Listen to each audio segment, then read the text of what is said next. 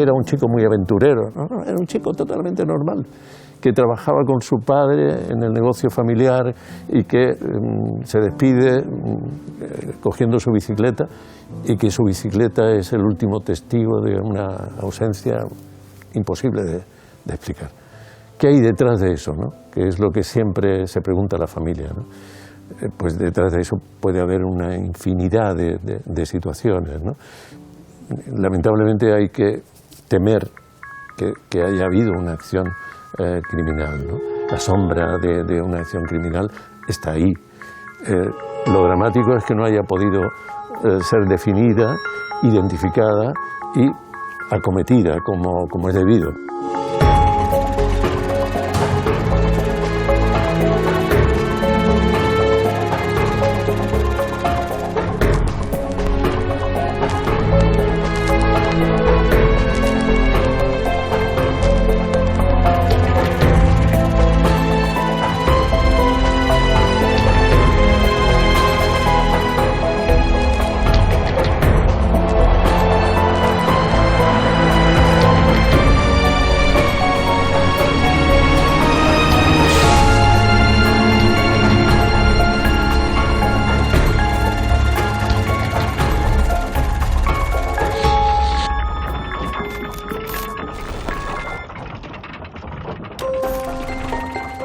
Es que él tenía una novia que también ellos tuvieron un problema porque les pillaron como unas cartas, como que ellos se querían escapar juntos para vivir su idilio y su amor. Y a los meses mi hermano desapareció, pero la chica no. Y nunca se supo de mi hermano. Y me dijo, dice, ¿te acuerdas de Alberto, el chico que dice que desapareció de San Bartolomé? Y yo le dije que sí, pero claro, me sorprendió muchísimo. Digo, si tú no eres Alberto, lo conoces muy bien. Entonces, a eso que yo le dije, no me contestó, dio media vuelta y se fue. Por aquellos años no existía ningún programa ni protocolo que estableciese las pautas que debía de seguir la policía ante hechos de estas características. Mi hermano dejó su carnet de identidad, su cartilla al seguro, su cartera y todo lo dejó atrás. Lo dejó en mi casa antes de irse. Y este es el fin. Lleva 32 años sin saber nada. Yo sí, a mí me dice, mire, me llama y me dice, mire, creo que su hermana está en tal sitio, pues allá voy. Yo veo gente caminando que se parece caminando a ella y me quedo mirando. O veo una persona y ¿a qué se parece a mi hermana Pep? Yo estoy convencido, mirando el panorama de casi 30 años, de que principalmente las hacen desaparecer. La presunción de voluntariedad puede tener un efecto letal para el ejercicio al que tiene derecho todo ciudadano, que es el derecho a ser buscado.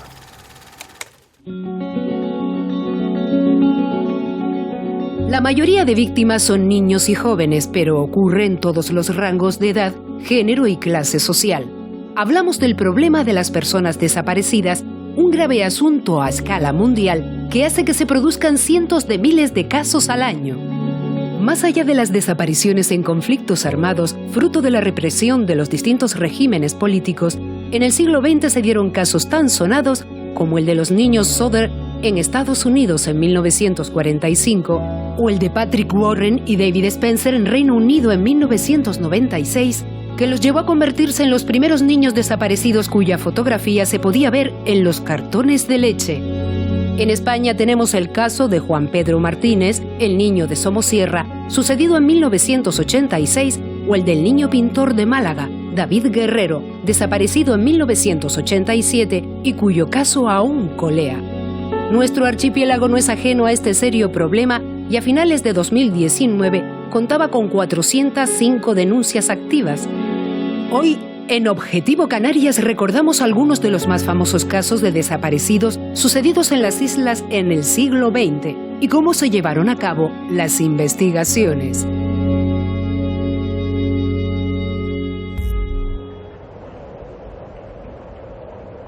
Aquí, en este municipio de San Bartolomé, en Lanzarote, desapareció en 1973 Alberto Pérez Elvira. Tenía 13 años. Ese día salió del colegio y nunca más se supo de él. Su nombre se incluye en una larguísima lista de casos que aún hoy siguen sin estar resueltos. Hubo una búsqueda grande por la zona, incluso llegó a la zona portuaria porque se hablaba de que podría marcharse en un barco o seríase en un barco. Hubo muchos comentarios al respecto. Sin embargo, no hubo la movilización como sería hoy en día. 2 de julio de 1973, San Bartolomé, Lanzarote. Alberto Pérez Elvira, de 13 años de edad y el mayor de 5 hermanos, sale del colegio y se monta en su bicicleta con la intención de dirigirse al restaurante de sus padres, que se encuentra a pocos metros de allí. Pero el tiempo pasa y el niño no llega, lo que alerta a sus progenitores que comienzan a buscarle por todas partes. A las 2 de la madrugada encuentran la bicicleta con una rueda pinchada en el camino entre el pueblo de Güime y la zona residencial de Playa Honda, pero no hay ni rastro de Alberto, al que jamás vuelven a ver. A lo largo de los años reciben varias pistas, pero todas resultan infructuosas. Cada año se denuncian en nuestro país entre 20.000 y 30.000 desapariciones. La mayoría reaparecen pronto. Sin embargo, en 2021 aún hay entre 12.000 y 13.000 casos no resueltos. Cuando se anunció la desaparición, sí hubo al principio un movimiento, una búsqueda por toda la isla, pero ese movimiento fue decreciendo. ¿Por qué? Por un lado, no había efectivos lo suficientes. Segundo, no había ningún tipo de profesionalidad, no había equipos, no había una base de datos fiables ni firme y tampoco, lo que es peor, no había contacto directo con las comandancias de Gran Canaria o incluso de Madrid. Era una isla, había unos agentes destinados aquí y poco más, no había ningún tipo de efectividad para ello.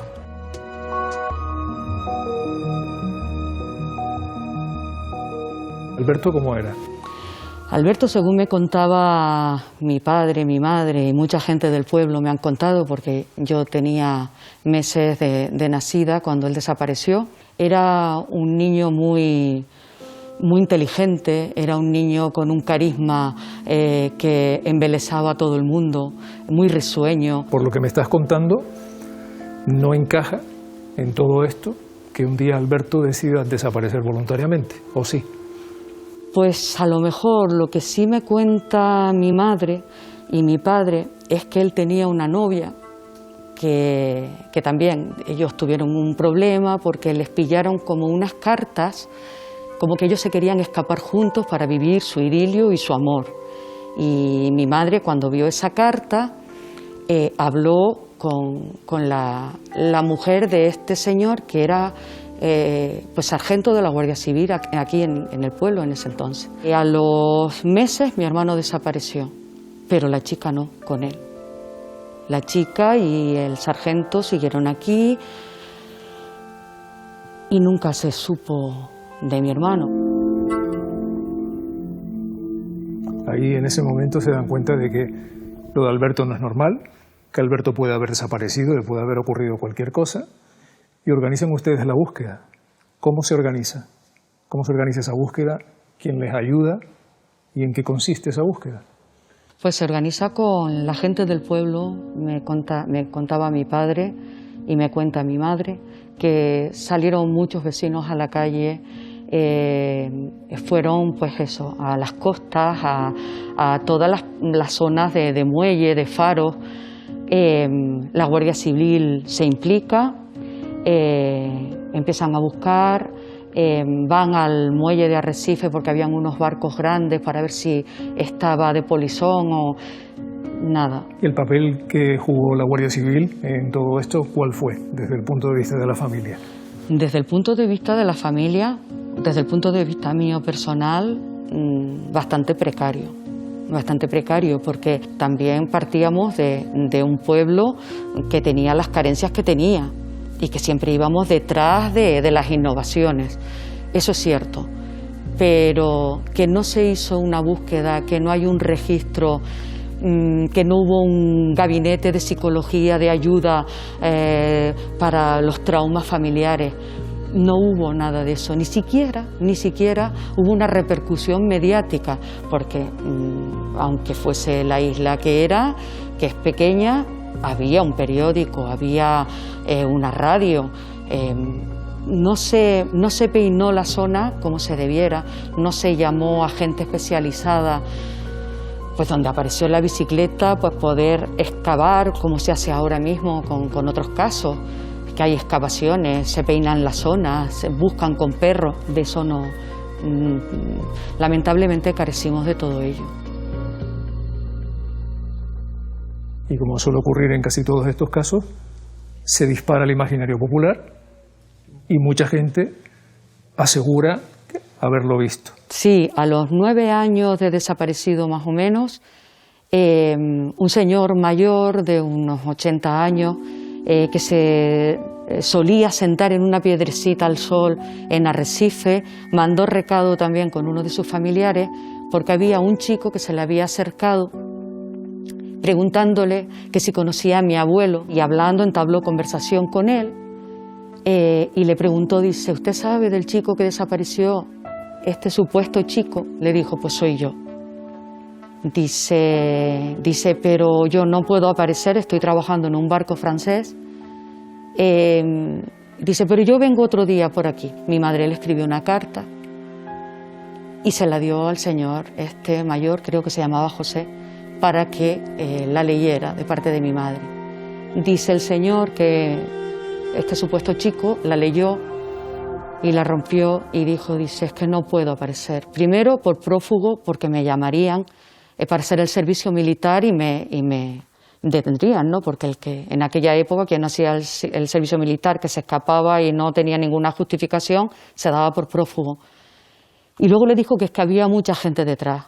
Le dijo que él estaba muy bien y le dijo, y si es más, yo he visto a mi madre que iba con una maceta, porque a ella le gustan mucho las plantas, y eso es verdad. Dice, y vi a una hermana mía, y esa hermana era yo. Yo recuerdo de estar en la parte de delante, había como una especie de acera, pollete alto, con 4 escalones, y yo tenía una bicicleta que se le caía siempre la cadena, y la tenía boca abajo, y la estábamos arreglando para ponerle la cadena. Y de repente vi pasar un chico, y pasó por delante, y se quedó mirando, y volvió a pasar otra vez. Coincidió con el relato que este señor le dijo a mi madre. Yo recuerdo que se lo dije a mi madre.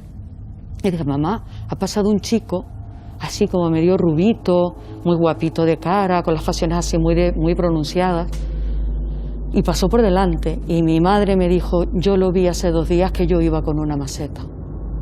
Cuando fui a comprar la maceta, y mi madre recuerdo que salió corriendo por toda la plaza. ¿Por dónde fue? Recuerdo que me marcó mucho la reacción de mi madre porque no sabía, la reacción fue de tanto dolor que no sabía si yo había hecho bien en contárselo. No fue la única ocasión en la que alguien aseguró haber visto a Alberto, ya que una vecina de la localidad, Cita Espinosa, afirma habérselo encontrado a principios de los años 90 en las fiestas de Yaiza, en Lanzarote. Había un feriante, un chico con unos cochitos de choque. Al saber que yo era de San Bartolomé, buscó la manera de acercarse a mí y de hablarme. Y me dijo, ¿te acuerdas de Alberto, el chico que dice que desapareció de San Bartolomé? Y yo le dije que sí, pero claro, me sorprendió muchísimo, porque después de tantísimos años, una persona de fuera no tendría por qué saber esa historia. Me intentaba preguntar qué se decía o qué se dijo sobre Alberto. Yo, después de tanto preguntarme él, yo le dije, mira, te voy a decir una cosa. Si tú no eres Alberto, porque ya para mí, si tú no eres Alberto, lo conoces muy bien. Entonces, a eso que yo le dije, no me contestó, dio media vuelta y se fue. Su hermana me preguntó a mí, al cabo de un tiempito que ella supo eso, me preguntó, y yo lo que le dije a ella, recordaba a ese chico moreno, no muy alto, normal, con entradas en el pelo cortito, entrada, morenito, y con los ojos oscuros y grandes. Entonces la hermana Conchi me dijo, Cita, ¿tú conoces a mi hermano Enrique? Otro hermano de ellos. Digo, no. Dice, pues me estás diciendo, ese es el retrato de mi hermano Enrique. Yo recuerdo que crecí con el deseo y con el sueño de que cada vez que iba a la fiesta de San Ginejo, a la propia fiesta de aquí de San Bartolomé, que siempre hacía unas buenas fiestas, de que cada chico que veía miraba a ver si era mi hermano. Me comentaba mi madre que él se cayó, aquí delante había una era donde se trillaba trigo y demás, y se cayó y se rajó la mano, y entonces a él se le quedó una cicatriz. Y yo recuerdo que cada vez que venía a la feria me quedaba mirando a cada uno de los chicos y le miraba la mano para ver si reconocía en alguna de esas personas a mi hermano. Todos estos indicios lo que hacen es contribuir a la esperanza, a que Alberto pueda aparecer algún día. Y eso les llevó a ustedes a buscar ayuda donde sea, incluso en programas de televisión específicos. ¿Qué les aportó el participar en ese programa de televisión, en esa búsqueda incesante de tu hermano? Pues nos aportó el hecho de que, pues eso, aumentó, como bien dices, esa esperanza. Fue la primera vez que vimos una ayuda mediática o una ayuda pública después de tantos años, y nos aportó el hecho de esa visibilidad, ¿no? Y también esa reconstrucción que hicieron de su cara, de cómo sería mi hermano hoy en día, con las fotos de todos los familiares. Pero lamentablemente ese día fue el día que apareció un político que había hecho un desfalco, y entonces pararon la programación y con ello se pararon las llamadas que habían posterior a la presentación de cada caso. Entonces nos quedamos con esa ansiedad de qué hubiese pasado si en ese momento no se hubiese parado esa retransmisión. Entonces nunca más supimos más, pero de ese programa conocimos al que hoy en día para mí, para mi madre, es la persona que más ha luchado por los desaparecidos aquí en España, que es el periodista Paco Lobatón, que después de su trabajo en Televisión Española, pues hizo una fundación y nos reúne cada año a todos los familiares de las personas desaparecidas, y que ha hecho que seamos hoy en día una gran familia, donde compartimos el dolor y hay tanta empatía que tienes la sensación de que conoces a gente que conoces en ese momento, de conocerla de toda la vida, porque has llorado lo mismo, has sufrido lo mismo y sientes lo mismo.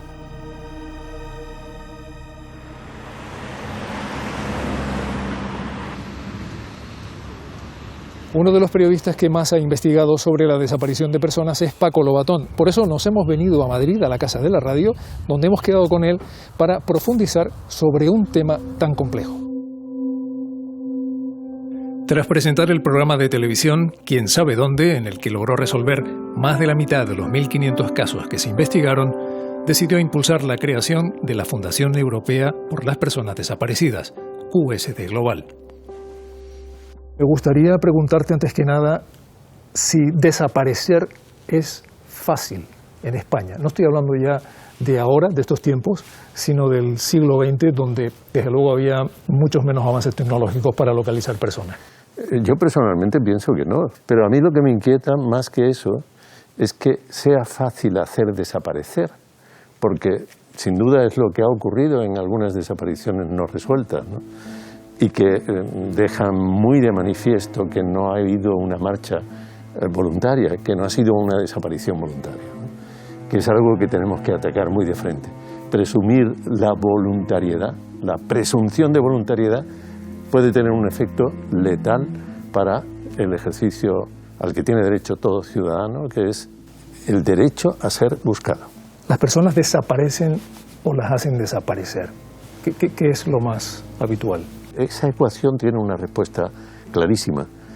Las desapariciones voluntarias son la excepción a la norma. ¿Y la norma cuál es? Que las desapariciones responden a situaciones insuperables para las personas o causadas por terceras personas. De modo que ahí tenemos ya la respuesta para la segunda parte de tu ecuación. Principalmente, yo estoy convencido, mirando el panorama de casi 30 años, de que principalmente las hacen desaparecer. Y eso me lleva a pensar que en el siglo XX, que está ahí a la vuelta de la esquina, había un montón de carencias a la hora de investigar. ¿Cuáles eran las más importantes? ¿Con qué medios contaba la policía? ¿O con qué obstáculos se encontraba la policía a la hora de investigar? Había enormes carencias, y la primera carencia era que no había una buena coordinación entre las fuerzas policiales principales. En España siempre han sido la Policía Nacional y la Guardia Civil. De entonces a hoy los pasos que se han dado han sido formidables. Ahí están pues casos muy recientes, el más reciente de todos, el de Manuela Chavero, una mujer extremeña cuya desaparición se produjo en 2016 y que ha sido resuelto recientemente, está pendiente ahora de juicio, pero ya se ha identificado al autor, ¿no? O anteriormente el caso del niño Gabriel en Almería o el caso de Yanaker, trabajos que en todos estos casos tienen que ver con la Unidad Central Operativa de la Guardia Civil. Por cierto, la misma que durante 10 años se ocupó de la investigación del caso de Jeremy Vargas, ¿no? Quiero recalcar sobre todo que cuando hay una investigación basada en equipos muy profesionales, los resultados llegan. ¿Hemos sabido los medios de comunicación abordar todos estos casos de desapariciones a la hora de contar puntualmente lo que va sucediendo a medida que van avanzando las investigaciones y se van conociendo datos? No, yo creo que tenemos mucho que aprender todavía. Para mí en los años 90 fue un aprendizaje a marcha forzada porque el programa tenía una gran repercusión en la audiencia, en la sociedad española, y había que estar a la altura. Y en esa tarea de aprender sobre la marcha cometimos algunos errores, sin duda alguna. Pero yo siempre he invitado, y lo sigo haciendo, ahora ha habido recientemente una serie de Netflix sobre el caso Alcácer. Yo soy partidario de que esa serie se lleve a las universidades y que se abra un debate, sobre todo a las facultades donde hay futuros periodistas, ¿no? Porque tenemos que aprender desde el principio a tratar con sentido y con sensibilidad, ¿no? Con sentido de la medida y con sensibilidad humana, porque el tratamiento informativo del dolor no es cualquier cosa. Nuestra primera visita ha sido precisamente a esa casa, a la casa de Toño. Ya anoche empezaron las llamadas y... Este es el programa ¿Quién sabe dónde?, de Paco Lobatón, todo un referente en la investigación de la desaparición de personas en España, donde cada año se abren más de 20.000 casos nuevos. La mayoría de esas desapariciones son resueltas gracias a los avances tecnológicos, pero no siempre fue así. En décadas anteriores era mucho más complicado investigar. En Canarias cada año hay activas unas 400 denuncias y muchos de esos casos sin resolver corresponden al pasado siglo XX. Era una praxis policial en la que se establecía que debían de transcurrir 24 horas, que era el tiempo en el que el individuo podía volver y regresar al domicilio porque se había marchado de una forma voluntaria y había pensado bien lo que tenía que hacer y regresaba. Pero no había ninguna ley ni ningún protocolo que estableciese las pautas que debía de seguir la policía ante hechos de estas características.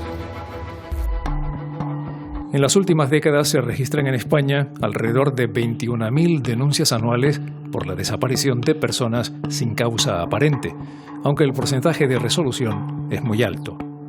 De estas ausencias repentinas, 2/3 partes están relacionadas con menores de edad.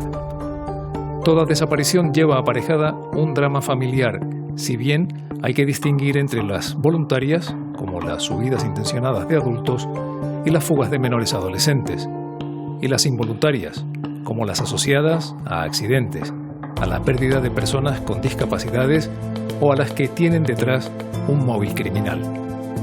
Las fuerzas y cuerpos de seguridad del Estado otorgan carácter de máxima prioridad en la búsqueda cuando una desaparición es de alto riesgo, como es el caso de menores, adultos con trastornos mentales y seniles y en las que existen indicios delictivos.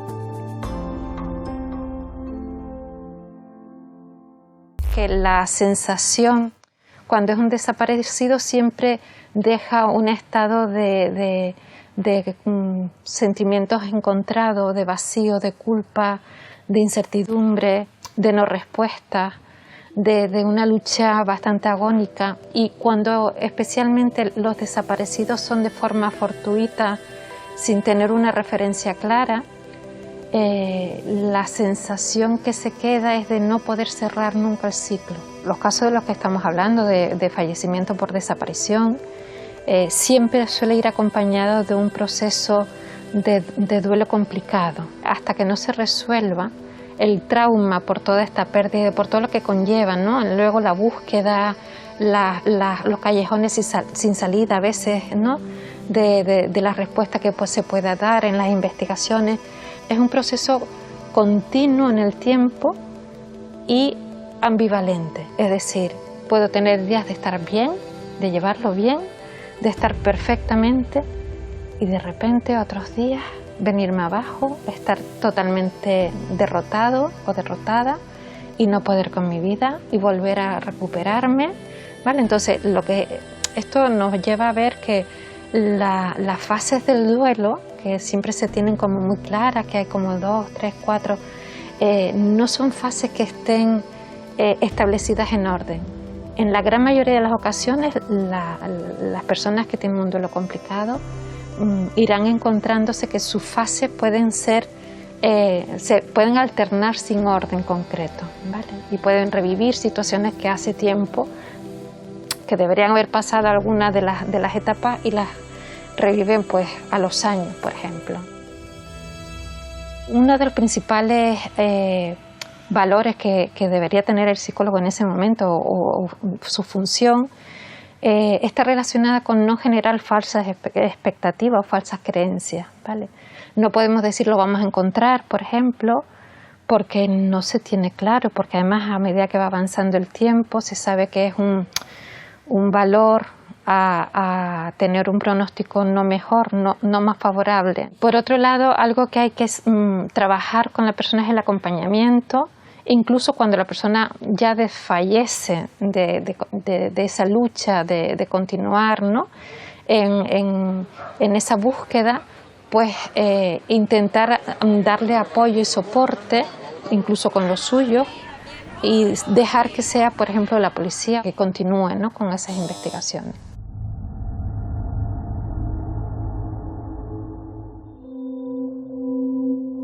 Las fuerzas de seguridad no lo tenían nada fácil a la hora de investigar los casos de desapariciones en el siglo XX.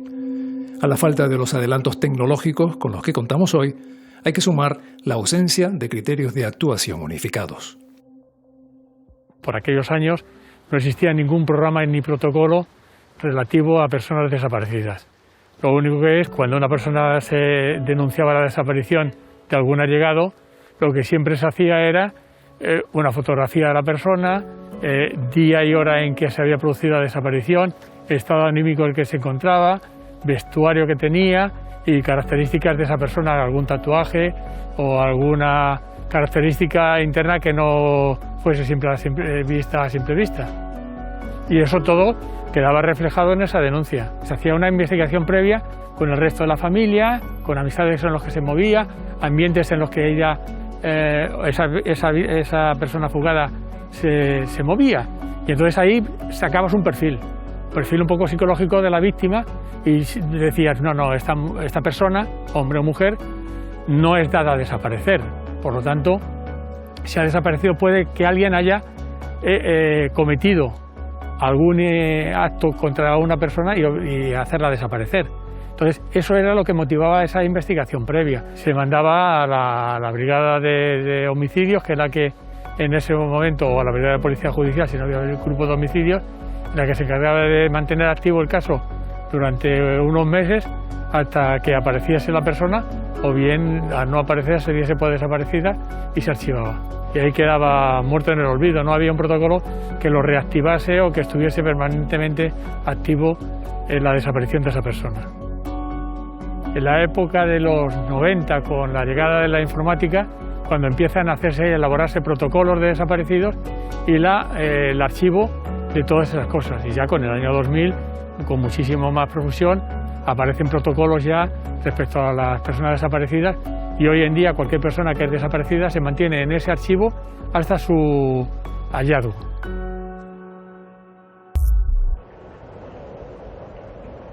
José Vicente Sacramento vivía aquí, en este caserío de Las Abiertas, en Icod de los Vinos. Tenía 27 años cuando fue visto por última vez el 26 de noviembre de 1989.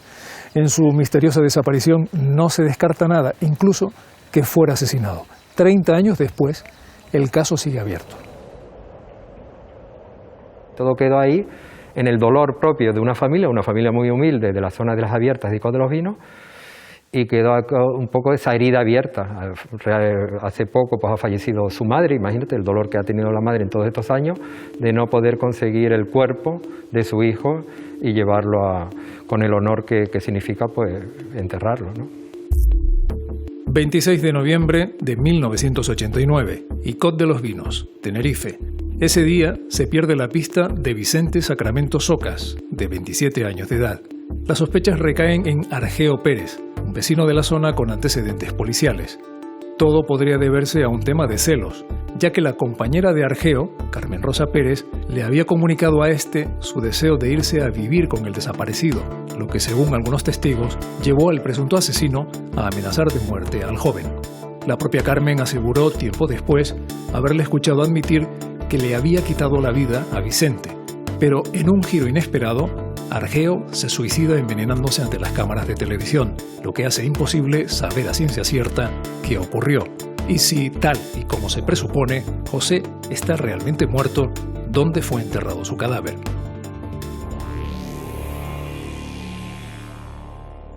Las circunstancias fueron de desaparición, de no conocer realmente lo que ocurrió, pues un muchacho muy joven, de 20 y pocos años, que desaparezca de esa forma, ¿no? Siempre hay especulaciones de qué situaciones se dieron, si venganza o cuestiones de noviazgos, etcétera, y todo quedó tapado en el misterio de lo que ocurrió.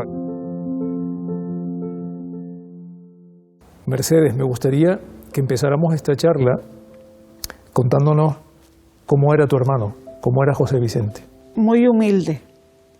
Era un chico muy trabajador, muy tranquilo. No sabía leer ni escribir. Se fue a hacer su mili, regresó, se puso a trabajar, que cuando eso se trabajaba en el monte. De buenas a primeras cambió un montón el carácter. No aguantaba en casa mi madre. No hacía sino todo el tiempo por fuera. Ahí se juntó con unos amigos, pues le viraron la cabeza de pajarito, se volvió muy rebelde. Le decíamos las cosas, que no se juntara con los amigos que él tenía por amigos, que los iban a llevar a mal camino, y él no hacía caso. ¿Y por qué no le gustaba a la familia de esos amigos? Porque se oían rumores. Se oían rumores de ellos, sobre todo uno que fue el que se quitó la vida, se envenenó, que era malo, era muy malo. El día que le vieron por última vez, ¿cómo fue ese día? Llega mi madre, se viene para aquí, para abajo, para Icod, con mi hermano el más chico, y se lo encontró a él por lado del correo. Entonces ella le dijo, vámonos para arriba, Vicente. Él le dijo que no, que tenía que ir más adentro. Pues pasaron 2 días, él no aparecía a casa. Pues todos los desesperemos. Incluso fueron hasta el mercado de Santa Cruz, que le decían que estaba trabajando allí de noche. Fue mi marido y mi hermano, hicieron noche y no apareció. Ustedes dan parte a la Guardia Civil y la Guardia Civil comienza una investigación. Sí. ¿Y qué sucede? ¿Qué información les va trasladando la Guardia Civil? Como que no tenía pistas. Y este es el fin. Lleva 32 años sin saber nada.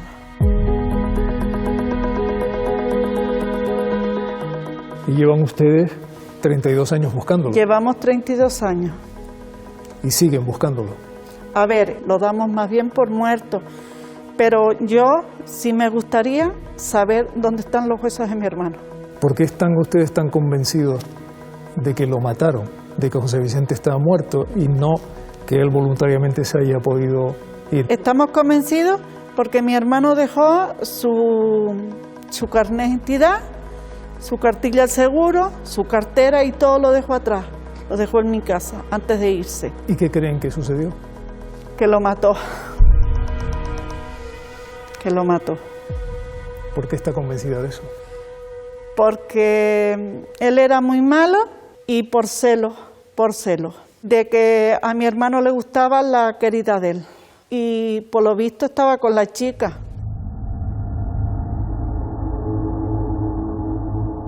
Estamos hablando de Argeo, se llamaba. Sí, Argeo Pérez. Que era uno de los...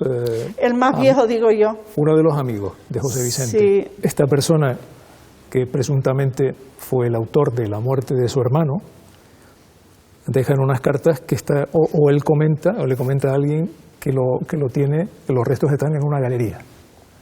Porque este argeo era un experto justamente en la excavación de galerías. Ajá. Y él dice en algún momento que está en una galería, pero la Guardia Civil hace una investigación y se dirige a esta galería y allí tampoco se encuentra nada. No, no se encuentra nada.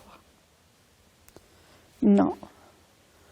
Pero sí lo digo, que la hermana, si tiene corazón, era para haber llegado a mi madre o a sus hijos y haber dicho, mira, mi hermano dejó esto y esto, para que sepan dónde está su familia. Y no, en ningún momento. Tu madre murió hace 2 meses. Hace 2 meses. Y desgraciadamente murió sin saber. Ese es el dolor mayor que se llevó mi madre. Porque ella decía que al menos saber dónde estaban más que sean los huesitos de él. Lleva 32 años, pero como que eso no está olvidado, eso está ahí. Como que todavía no hay tranquilidad, ¿sabes? Porque, a ver, cuando se mueren o les da algo y sabes tú que lo tienes en un sitio y puedes ir a poner 2 floritas o algo. Dices tú, pero los tengo ahí y cuentas que los tienes ahí. Pero con mi hermano no se puede hacer ese caso porque no sabemos dónde está. En casos como el de José Vicente, si no certeza, al menos hay fundadas sospechas sobre lo que pudo ocurrir. Pero en otras ocasiones el misterio es total. Es lo que sucede con María Josefa Alemán Espino, que desapareció en el barrio de Becerril, en Santa María de Guía, Gran Canaria, el 24 de diciembre del año 2000. Tenía 35 años. Su hermano Vicente y el resto de su familia nunca han dejado de buscarla. ¿Cómo describirías a tu hermana? ¿Cómo era? Hombre, era una persona activa, buena persona, quería mucho al chiquillo de ella, al niño. El problema de ella es que era muy temperamental, pero de ahí a lo que le pasara, por ejemplo, para desaparecer, pues no lo sabemos. El día que desaparece tu hermana, ¿cómo fue ese día? Ella, antes de venir para casa de mi madre, pues vivía en Guía, en el Hotel Juganca. El día ese que desapareció fue que esa semana se estaba quedando en casa de mi madre porque estaba mala, estuvo mala. Y como tenía el niño y tal, pues se fue a quedar en casa de mi madre. Y llevaba como unos 10 días más o menos ahí. Esa noche ella se levantó, se puso a fumar en la puerta de la calle. Mi madre se levantó y dice, Pepa, ¿qué te pasa? No, me viene a echar un cigarro. No, pero mira que el frío que hace, cierra la puerta, hace un montón de frío. Tira el cigarro, ella te lo haría en la azotea. Y dice, no, yo me lo he hecho aquí. Mi madre, ¿qué hizo? Se levantó y se fue para la cocina y se puso a hacer las tuyas típicas de Navidad. Aprovechar el tiempo. Y en lo que iba a la cocina, se asomaba a la galería, la veía, pues iba para adentro, venía para afuera, hasta que en una de las veces que salió y miró para la puerta y ya no la vio. Ella se alongó la puerta, corrió para la puerta y ya no la vio en toda la calle. Decidió de echarse fuera de la casa, pero con lo que tenía puesto, ni dinero, ni cantidad, ni papeles, ni nada. Y ahí fue cuando ella me llamó. Y entonces fui yo, y en lo que tardé en los 15 minutos esto de mi casa, a la casa de mi madre, que está a unos 400, 500 metros, bueno, yo creo que llega a 500 metros. Y yo fui con el coche, ya se desapareció. Pues yo enseguida puse el coche en marcha, me puse a buscarla, estuve hasta las 11 y pico buscándola. Y a las 11 y pico, cuando llegué a casa de mi madre, ya estaba toda la gente del barrio ahí. ¿Te suena la cara? Totalmente segura, porque bueno, aparte del sábado he visto que ha venido un par de veces a la cafetería. Sí, la misma ya se da, pero ahora últimamente. Y ya no hemos sabido más nada, hasta el día de hoy. ¿Había algo que le preocupara? ¿Tenía algún problema de salud? ¿Algún problema laboral?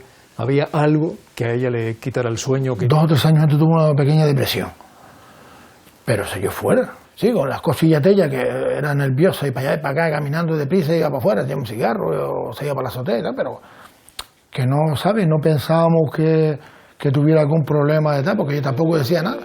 Ni nosotros le preguntamos, ni ella decía, pues tengo este problema.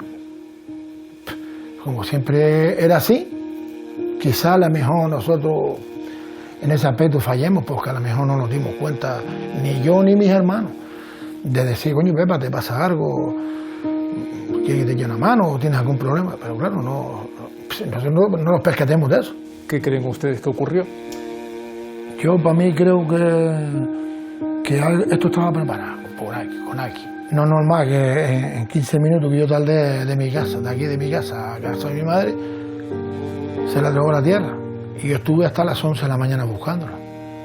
Fui para los túneles, fui para Roca Prieto, fui hasta casi el Risco allá en San Nicolás, me metí en todos los túneles que hay aquí en el barrio, barranco por todos sitios. Mi madre se me puso a gritar y tal, y se vete al puente, que ella se fue a tirar del puente, porque la vieja, ella se fue a tirar del puente, ¿verdad? Fui, bajé el puente por un lado y lo subí por el otro lado, la Guardia Civil presente y mis hermanos. Sí, es que no aparecí por ningún sitio y prácticamente que se buscó el barrio a buscar en aquellos días. Y yo me pegué, yo y mi hermano que me sigue a mí, nos pegamos una semana botados, íbamos en Vegueta. Pues la gente nos decía, está aquí, está allá. Y después no había nada. Íbamos y no había nadie. Pero de ahí a que ella decidiera quitarse la vida o tal, no creo. No creo, pues ella tenía respeto para eso, ¿no? Yo pienso que tuvo que haberse matado con él.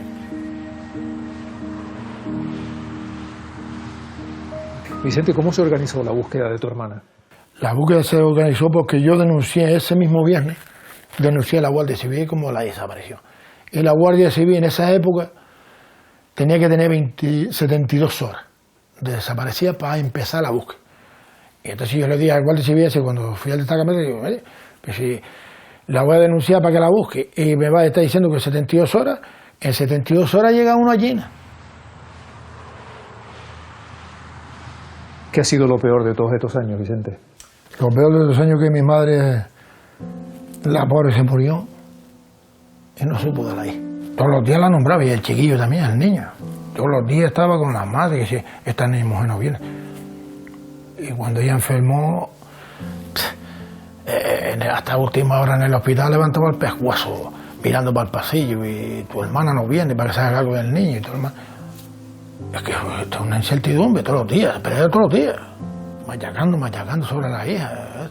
A ver si yo le daba broma, le decía que déjala tranquila, que ella está seguro que está para allá, para Brasil, en Copacabana y tal.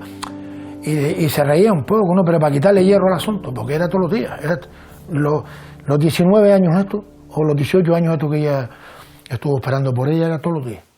Todos los días era una incertidumbre en mi casa. ¿Tú sigues buscando a tu hermana?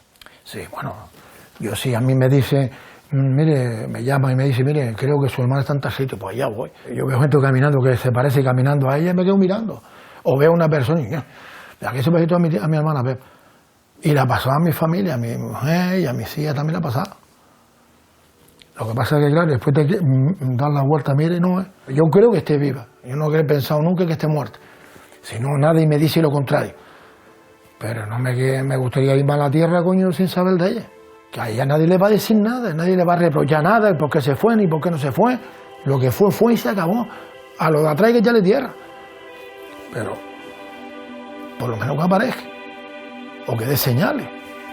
Porque hasta el día de hoy es que no se sabe nada. Si rememorar mentalmente una y otra vez las desgracias que nos han sucedido ya es de por sí doloroso, hacerlo sin tener todas las respuestas resulta una auténtica tortura. Las incógnitas nos impiden alcanzar la paz, porque los seres humanos siempre nos aferramos a la esperanza, y por mucho que asumamos el previsible final, hay un y sí que se niega a abandonarnos. Preferiríamos descubrir que fue un acto de crueldad de quien se fue sin dar explicaciones que aceptar que esa persona ha muerto. Por eso, los casos de desaparecidos son tan especialmente trágicos, porque a día de hoy hay unas 200 familias canarias que ni siquiera pueden llorar a aquellos que ya no están. No hay cuerpos que ofrezcan la seguridad del desenlace, ni tumbas en las que poder depositar flores. La suya es una agonía que se repite día tras día. A veces ni siquiera necesitamos un final feliz. Nos conformaríamos con que simplemente hubiera un final.